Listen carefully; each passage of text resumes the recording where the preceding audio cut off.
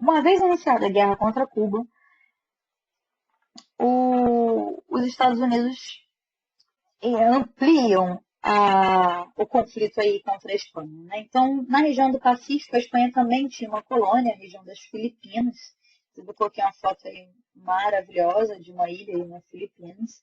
Então, a Filipinas, região, né, insular, né? São várias ilhas das Filipinas no Pacífico. Era uma região de domínio espanhol. Essa região, então, tinha passado já por uma série de conflitos e rebeliões coloniais, né, no período colonial, tentando sair, né, se independentizar da Espanha. E os Estados Unidos também partem nessa outra frente, né, em termos de também apoiar aí essa guerra contra a Espanha também no Pacífico. No fim das contas, os Estados Unidos conseguem derrotar a frota espanhola.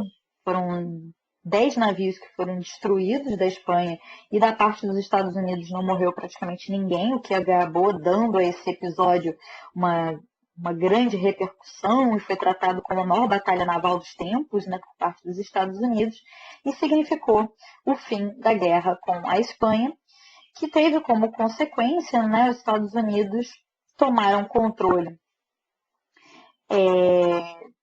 tanto sobre Cuba como da região do Porto Rico, que eu vou falar posteriormente, e além disso, também, né, pagando uma certa indenização, no valor de 20 milhões de dólares, anexou também a região das Filipinas. Tá? Então, os Estados Unidos começaram a considerar também que era função deles erguer e civilizar aquela região das Filipinas. Deixa eu só ver aqui, gente, se eu paro agora. Acho que eu vou até o final, falta tantos vídeos assim. Vai ficar um pouco mais longo, mas é bom que ficam só 2 vídeos. Então, essas regiões vão ser dominadas pelos Estados Unidos.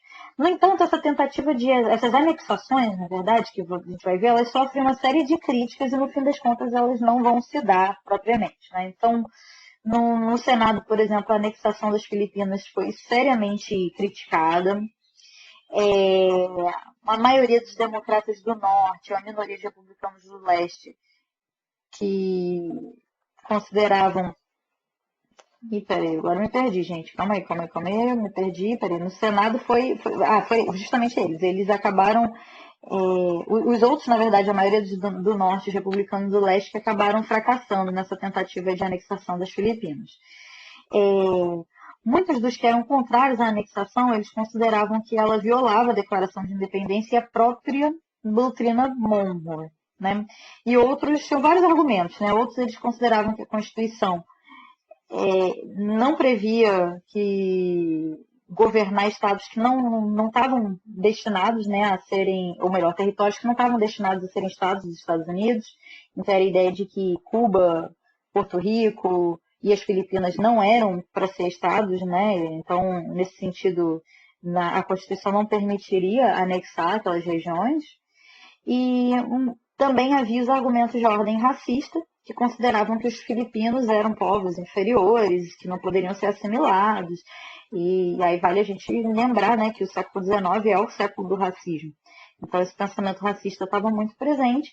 Então, um dos argumentos para não anexar a região das Filipinas era justamente essa questão de eles serem povos inferiores, e era uma região de 8 milhões de habitantes, né? Então, uma região de maioria, mesmo que eles fossem para colonizar lá, seria uma maioria desses povos, né? Então, consequentemente, eles seriam inassimiláveis, aquilo não poderia ser parte do território dos Estados Unidos. E outro argumento era também o argumento militar, de que controlar uma região, criar um novo estado no Oriente, né, no Extremo Oriente, no território asiático, colocaria em risco a própria segurança estadunidense. Fato é que a gente vai ver que nenhuma dessas regiões vão ser transformadas em estados, elas vão ter um status inferior e muitas das vezes vão se manter teoricamente independentes, mas vão servir realmente de colônias aos Estados Unidos. É o caso cubano. Tá?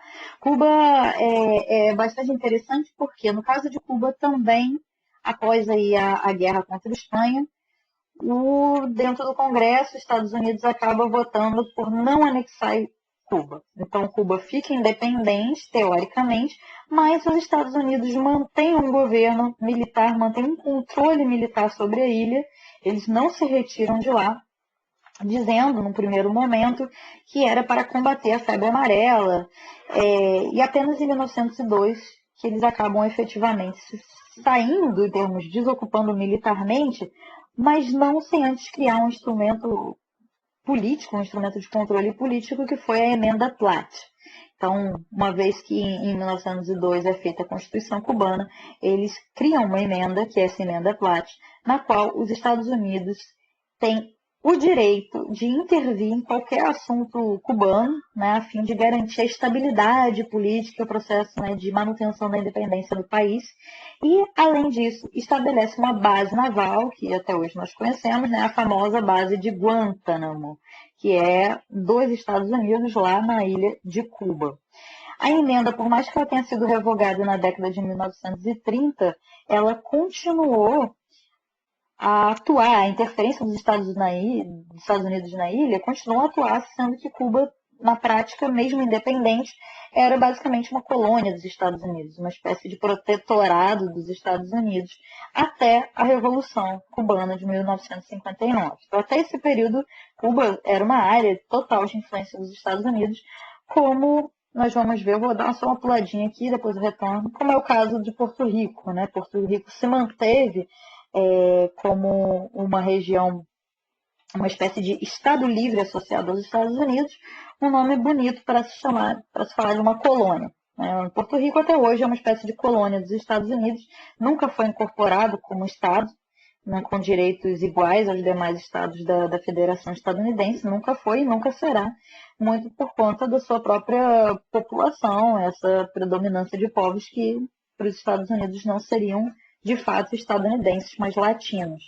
Então, Porto Rico tentou um processo de independência, né, tentou instalar um governo local em 1900, mas na prática ele acabou se transformando numa espécie de colônia, num Estado livre associado, e essa é a situação de Porto Rico até hoje.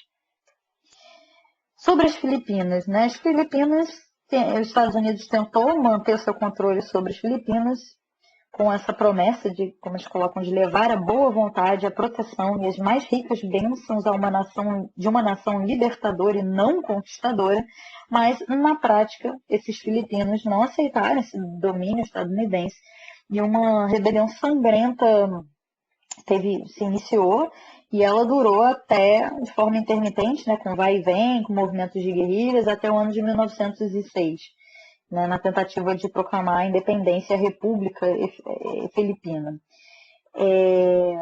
Nessas guerras, nesses conflitos, morreram em torno de 5 mil norte-americanos, 20 mil guerrilheiros e 200 mil civis filipinos. Então, o conflito ali nas Filipinas durou uma eternidade, né? Então, não se estabelecia um governo, né? Apenas após a Segunda Guerra Mundial os filipinos efetivamente conseguiram sua independência. Então, foi uma região que permaneceu em conflito constante, levando à morte tanto de estadunidenses como de filipinos aí nesse conflito.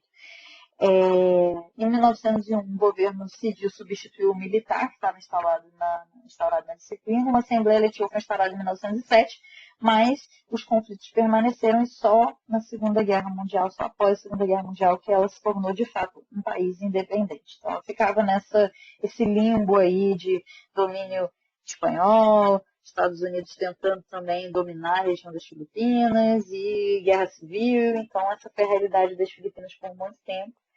E hoje as Filipinas estão vivendo sob um governo aí extremamente alucinado e assustador, inclusive guarda muitas semelhanças com o nosso atual governo, né? Ainda que lá de uma maneira mais extremada e antecessora, né? Que começou, foi um dos primeiros desses governos estranhos dessa nova era que nós estamos vivendo, né? A era das distopias.